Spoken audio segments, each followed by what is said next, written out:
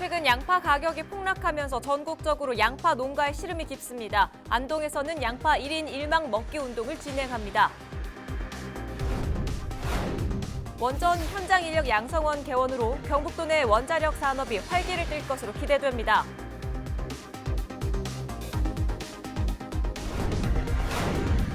지역의 하천과 저수지들이 불법 낚시꾼들로 몸살을 앓고 있습니다. 수질 오염까지 우려됩니다.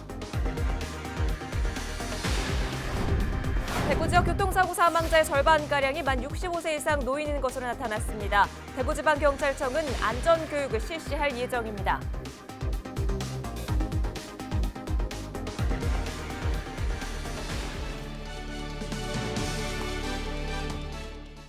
여러분 안녕하십니까? 헬로티비 대구 경북 뉴스입니다.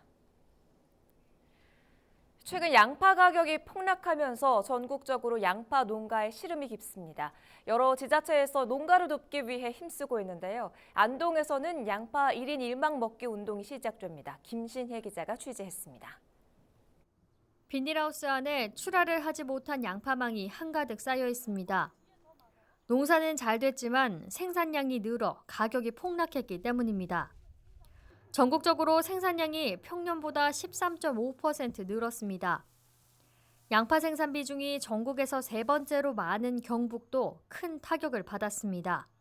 한 망에 10,000원 가까이 하던 양파값이 6,000원대까지 떨어졌습니다. 원가보다 못한 가격에 손해만 보는 상황입니다.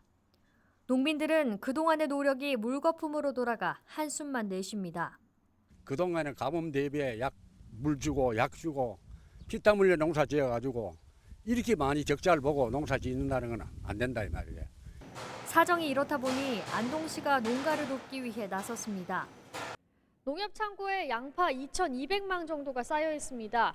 안동시는 남안동 농협과 함께 시름에 빠진 지역 농가를 돕기 위해 양파 1인 1망 먹기 운동을 시작합니다. 11일부터 오는 15일까지 공공기관, 학교, 단체 등의 신청을 받아 저렴한 가격에 팔아주는 운동입니다. 곳곳에서 따뜻한 마음을 보내주고 있습니다. 벌써 전체 물량 중 95%는 신청이 완료됐습니다. 교직원분들께 쪽지를 보내서 이런 운동이 1인 1망 양파 팔아주기 운동이 있으니까 동참해달라고 저희 학교에서도 조금이나마 도움이 되고자 교직원분들이 마음을 모아서 동참하게 되었습니다. 농가는 이러한 촉진 운동이 반가우면서도 뒤늦은 대책이라고 말합니다.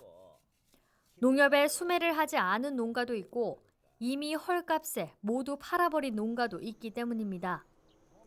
그거 뭐 안 하기보다는 낫겠지만 그게 이제 임시 효과가 있으려는 거는 모르지만 결과적으로 그 사람들이 얻어먹으면 자기 다른 데서 안 사도 되는 거야. 농가한테 돌아오는 건요? 네, 농가에도 별 효과가 없을 거라 생각한다. 양파 소비 촉진 운동에 동참하는 것이 농가의 어려움을 조금이나마 덜어줄 수 있을 것으로 보입니다. 헬로티비 뉴스 김신혜입니다. 우리나라는 원전 기술을 수출하는 전 세계 몇 안 되는 나라 중 하나인데요. 특히 경북은 국내 원전의 절반이 위치해 있고 그만큼 지역 인력 수요도 크지만 현실은 이를 따라가지 못하고 있는 실정입니다. 부족한 원전 현장 인력을 키우는 전문 교육기관이 경주에 문을 열었습니다. 박은경 기자입니다. 우리나라는 전 세계를 통틀어 원전을 자체 기술로 건설할 수 있는 6개 나라 중 하나입니다. 2009년에는 처음으로 아랍에미레이트에 원전을 수출하는 성과도 이뤘습니다. 하지만 원전 한 기당 전문 인력은 25명으로 캐나다 45명, 프랑스 38명 등 선진국보다 훨씬 적은 게 현실입니다. 특히 최근에는 탈원전 산업이 미래 먹거리로 떠오르고 있지만 원전 해체 등 사후 관리 분야 종사자는 수요 대비 10%에 불과합니다. 월성 1호기를 정지를 했습니다. 2호기, 4호기가 정지를 앞두고 있습니다. 정상적으로 가더라도 2029년도 가면 수명이 참 만료가 됩니다. 부족한 원전 인력 문제를 해결하기 위한 교육기관이 경주에 문을 열었습니다. 축구장 2개 면적에 지상 4층 규모로 실습장과 기숙사 등을 갖추고 있습니다. 올해부터 일반 미취업자를 대상으로 특수용접, 비파괴 검사 등 4개 교육 프로그램을 운영해 매년 120명의 현장 인력을 배출하게 됩니다. 내년에는 한수원 등 관련 업계 재직자 대상 과정을 신설해 원전 정비와 신재생, 원전 해체 분야 등의 교육도 진행할 예정입니다. 일자리 창출 측면에서 이렇게 취업하도록 도와주는 그런 역할을 하는 거고요. 또 한 가지는 기존의 한수원이나 기타 발전 정비회사에 근무하는 직원을 대상으로 해서 좀 더 세밀한 실습 중심의 그런 교육을. 경북에는 국내 원전의 절반이 위치해 있고 2021년 개원 예정인 원전 해체 기술원을 비롯해 한국전력기술, 한수원, 방패장, 한전 KPS 등 관련 시설이 모두 밀집해 있습니다. 여기에 인력을 안정적으로 공급할 수 있는 교육기관까지 문을 열면서 도내 원자력 산업은 다시 한번 활기를 띠게 됐습니다. 헬로티비 뉴스 박은경입니다. 지역 하천과 저수지들이 밤낮을 가리지 않고 몰래 찾아오는 불법 낚시꾼들로 몸살을 앓고 있습니다. 이들이 머물렀던 자리에는 각종 쓰레기들이 쌓이고 있어서 수질 오염까지 우려되고 있습니다. 김선경 기자입니다.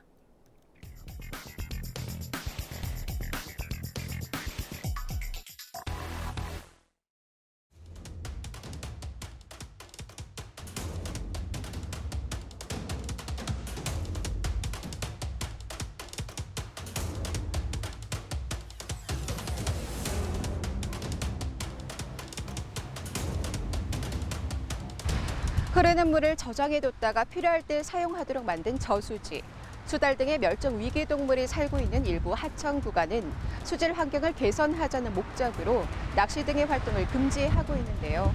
하지만 행정당국의 관리가 소홀한 틈을 타서 불법 낚시꾼들의 발길이 끊이지 않고 있습니다. 어둠이 내린 토요일 밤, 멀리 가로등 불빛 아래 모여있는 사람들이 눈에 띕니다. 조금 더 가까이 가서 보니 저수지 옆에 주차를 해둔 채 낚시를 하고 있습니다. 평소 이용이 금지된 농업용 저수지에 몰래 찾아와 밤 낚시를 즐기고 있는 겁니다. 혹시 여기 낚시해도 되는 데인가요? 안 돼. 바깥에 있으니까 그냥 한번 이래 뭐 콧바람 쐬고 나오지 뭐. 하천은 어떨까? 이번에는 금호강으로 와봤는데요. 이곳 역시 낚시가 금지된 지역이지만 오늘도 낚시꾼들이 제법 몰렸습니다. 칠흑같이 어두운 강가. 랜턴 하나에 의지한 채 곳곳에 낚시가 한창입니다. 낚싯대를 여러 개 세워두고 입질이 오길 기다리는 사람들. 잠시 뒤 물고기가 잡혀 올라오더니 낚시꾼들의 손길이 바빠집니다. 취재가 시작되자 급하게 자리를 접고 나오는 사람들도 보입니다. 그저 뭐 세월 보내려고 시간 때우려고 오는 거지. 방송으로 나오기는 나와야 나가지고 와도 뭐 크게 뭐 낚시 금지를 하고 아무 말수 알아서 있다지. 날이 밝은 뒤 다시 현장을 찾았습니다. 인적이 많은 시간에도 곳곳엔 불법 낚시꾼들이 진을 치고 있습니다. 아예 텐트를 쳐놓고 자리를 잡은 모습도 보입니다. 이곳을 찾은 사람들 역시 낚시가 금지되어 있다는 것을 대부분 알고 있습니다. 단속이 허술하다 보니 계속해서 찾게 된다는 사람들. 잘 나와야. 이건 없다 봐야지. 남들이 하니까 낚시도 되는구나 하고 와가지고 하는 거지. 보통은 낚시 군대들 품만 잘 안 보거든요. 낚시꾼들이 다녀간 뒤에 가장 큰 문제는 바로 쓰레기인데요. 낚시를 할 때 쓰던 도구부터 먹다 남은 음식물까지 저수지 인근 곳곳에서 각종 쓰레기 더미들을 쉽게 찾아볼 수 있습니다. 어망과 낚싯줄통, 낚시 가방까지 오물을 버리지 말라고 적은 경고 푯말 아래에도 온갖 쓰레기들이 잔뜩 쌓였습니다. 낚시꾼들이 앉아있던 자리에도 모기약과 생수통 등 각종 흔적들이 남아 있습니다. 다시 올 것을 기약이라도 한 듯 물가에 낚시 도구들을 그대로 두고 가기도 합니다. 쓰레기가 풍기는 악취에 주민들은 눈살을 찌푸립니다. 불편하지요. 그게 뭐 말은 많은겨. 그게 추리고 뭐 묵고 뭐 찬 것도 묵고 쓰레기도 버리고 다 그래 하대요. 보기 싫지요. 천년기념을 수달 등 다양한 멸종 위기종이 살고 있는 신천과 금호강, 낙동강 일부 구간에는 낚시가 금지되어 있습니다. 신천 모든 구간을 포함해 금호강이 흐르는 세천교와 팔달교, 범안대교 등 3곳과 낙동강 강정고령부와 달성부 2곳에서는 어획 행위를 할 수 없습니다. 대구시는 이외에도 방문객이 늘고 있는 달성습지 인근 낙동강 3.9km 구간도 이달부터 낚시를 금지하기로 했습니다. 인근에 그 생태 탐방로가 설치되면서 이제 하천 이용객 수가 증가하고 이에 따라서 이제 하천 오염 방지나 이제 하천 이용 목적 이런 걸 감안해서 이제 농업량 저수지 역시 대부분 낚시가 금지되어 있습니다. 한국농어촌공사는 수질오염과 안전사고를 우려해 대구와 경북 저수지 670여 곳의 낚시 행위를 막고 있지만 실질적인 감독 권한이 없어 계도에 어려움을 겪고 있습니다. 낚시 금지 여부를 정하고 감독하는 건 각 구군이 알아서 하고 있다는 설명입니다. 어마어마하죠. 저수지 한 군데 가면은 배민들짜리 포대를 몇 대씩이나 다 남아오거든요. 단속할 수 있는 사람이 이제 공무원이나 뭐 경찰 정도가 되겠지만 저희는 나와서 현장 나와서 그냥 말로 계도 활동하고. 지자체 역시 관리는 쉽지 않다는 입장입니다. 단속 인력이 적은 데다 낚시꾼들이 반발이 심해 처분을 내리기가 어렵다는 겁니다. 금지구역에서 낚시를 하다 적발될 경우 최대 300만 원의 과태료를 부과하도록 되어 있지만 실제로 내는 사례는 별로 없습니다. 행정력이 부족하고 이러기 때문에 또 행위자가 자기가 했다고 인정을 해줘야 되는데 인정을 거의 안 하거나 지금 활용하다가 뭐 그냥 간다 이런 식으로 낚시꾼들이 발뺌을 하기 때문에. 환경단체들은 하천과 저수지 환경을 보호하려면 시민의식을 높이고 관리 감독을 강화할 필요가 있다고 말합니다. 그런 생태적인 환경은 둘째치고라도 의식에 의한 양심과 질서의식 이런 것들이 좀 결여됨으로 인한 환경 생태 오염은 좀 더 우리가 노력만 하면 배제되지 않을까. 다양한 생물의 보금자리이자 시민들의 휴식 공간이 되고 있는 하천과 저수지. 생태 환경을 지키고 모든 사람들을 위한 공간으로 자리 잡기 위해서는 관리 당국과 시민 모두의 노력이 필요해 보입니다. 헬로티비 뉴스 김성경입니다. 유은혜 교육부 장관이 10일 경산 소재 경북기계금속고등학교와 아진산업을 방문했습니다. 유 장관은 현장 간담회를 갖고 고졸 취업 활성화 방안을 논의했습니다. 경북기계금속부 글로벌 용접센터에서 진행된 호주 연기 글로벌 국제자격과정 운영 수업을 참관하고 교육 현장을 둘러봤습니다. 이 간담회에는 경북교육감과 경산시장, 상공회의소 회장, 전국 17개 시도 직업교육 담당자 등 관계자들도 참석했습니다. 저희가 지난 1월에 고졸 취업 활성화 방안 대책들을 발표를 하고 현장 실습을 좀 더 기회를 넓히고 또 여러 가지 조건이라든가 근무 환경, 또 급여 체계, 안전 문제 이런 것들을 좀 종합적으로 대책을 마련해서 추진 중인데 지금 이제 6개월여 지나면서 현장에서 얼마나 이게 잘 추진되고 있는지 실효성 있게 되려면 어떤 게 더 보완돼야 되는지.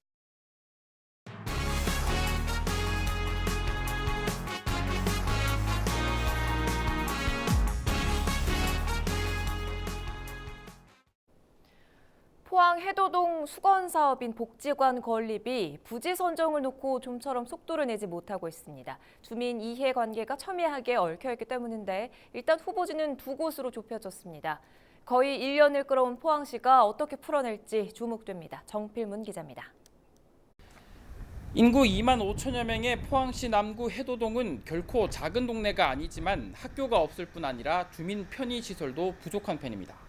이 때문에 마을 복지관 건립은 이 지역의 수건 사업으로 꼽힙니다.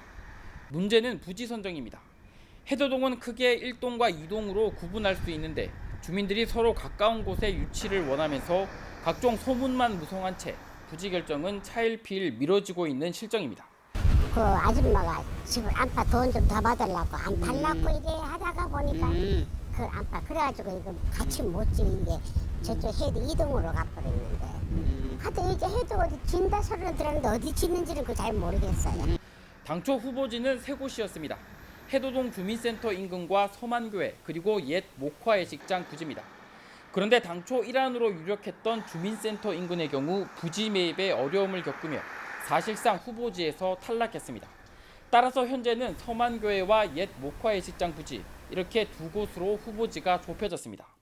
이런 가운데 해도 이동 쪽의 대시장 상인들은 옛 목화예식장 부지를 강력하게 희망하고 있습니다. 예식장 건물에 대형 식자재 마트가 입점하기로 해 시장에는 막대한 타격이 우려되기 때문에 대신 시가 부지를 매입해 복지관을 지으면 2마리 토끼를 잡을 수 있다는 주장입니다. 그래서 우리는 항상 불안합니다. 불안한데 목화시장에다가 우리가 어차피 그 복지관이 해도동에 필요로 하다고 하니까 그 부분은 맞물려 있잖아요. 맞물려 있는 과정을 갖다가 2마리 토끼를 잡기 위해서 목화시장에 복지관을 입점을 해주면 우리 대시장이나 반면 큰동해 시장에서는 거리상으로 보다 가까운 곳을 원하는 목소리가 진작부터 흘러나오고 있습니다. 저희 지금 이게 시장이 침체가 돼가 있으니까 더 활성화되려면은 복지관이 여기 있으면은 또 고객분들이 거기 오셨다가 우리 시장에 들릴 수가 있는 이점이 있으니까. 두 군데 모두 부지 매입비나 여러 면에서 각각 장단점이 있습니다. 포항시는 주민 요구가 첨예한 만큼 최대한 의견을 수렴해 결정하겠다는 원론적 입장을 고수하는 가운데 사업 자체에 대해 다각도의 가능성을 열어두고 있다고 밝혀 새 국면의 여지도 남겼습니다. 이미 1년 가까이를 끌어온 해도동 복지관 문제를 포항시가 어떻게 풀어낼지 주목됩니다. HCN 뉴스 정필문입니다. 대구 지역 교통사고 사망자의 절반가량이 만 65세 이상 노인인 것으로 나타났습니다. 지난해 대구에서 교통사고로 사망한 사람은 모두 111명으로 이 가운데 만 65세 이상 노인은 54명이었습니다. 대구시와 대구지방경찰청은 노인 교통사고를 줄이기 위해 사고 위험이 높은 곳에 교통안전지킴이를 배치하고 독거노인 생활관리사들을 대상으로 안전교육을 실시할 예정입니다. 대구 지역 산업 현장에서 15년 이상 종사하고 숙련된 기술을 가진 5명이 달구벌 명인으로 선정됐습니다. 대구시는 이들에게 달구벌 명인이라는 칭호와 증서 등을 주고 매달 50만 원의 기술 장려금을 지원합니다. 올해 선정된 명인은 환경관리 분야 도주환, 목칠공의 이장만, 화훼장식 김태순, 미용 헤어의 윤계순, 미용 피부 분야의 김정희 씨입니다. 청송군이 농가 호응이 높은 농업용 드론을 이용해 병해충을 방제하는 연시회를 열었습니다. 청송군 무인항공방재단 소속 드론 조종사가 직접 시연을 선보였으며 드론을 다양한 농작업에 활용하기 위한 의견도 나눴습니다. 농업용 드론은 3명이 1시간 동안 작업할 양을 10분 안에 작업할 수 있어서 시간과 노동력을 크게 줄일 수 있습니다. 주부들의 글솜씨를 뽐내는 제30회 새마을 주부 100일장이 10일 안동 시립민속박물관에서 열렸습니다. 참가 부문은 온문부와 산문부로 단오, 유모차, 날개, 목성교, 내가 처음 울던 날 등 5개 글자로 진행됐습니다. 100일장 결과 산문부에는 조금순 씨가, 운문부에서는 박정석 씨가 장원을 차지했습니다. 이번 100일장에는 모두 170여 명이 참가했으며 입상자는 안동 주부문학회에 가입해 문학 수업을 받을 수 있습니다.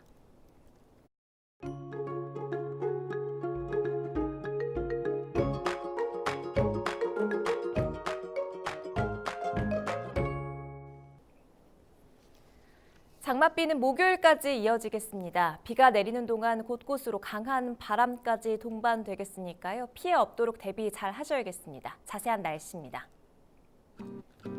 목요일까지 영남 해안에 100mm 이상의 폭우가 예상되고요. 시간당 30mm 이상의 강한 비가 쏟아지는 곳도 있어서 주의가 필요합니다. 우리 지역에는 많게는 60mm로 적지 않은 비가 내리겠습니다. 한꺼번에 많은 양이 쏟아지면서 산사태나 집안 붕괴도 우려됩니다. 비가 내리면서 더위는 조금 쉬어가겠습니다. 목요일 아침 기온이 20도, 한낮 기온은 26도가 예상됩니다. 주말에는 장마 전선이 물러가고 기온이 30도 가까이 오르면서 더워지겠습니다. 비가 내리면서 자외선 지수는 높지 않습니다. 불쾌지수 60으로 신경 쓰셔야겠고요. 낮 시간 적당한 냉방은 필요합니다. 날씨 정보였습니다.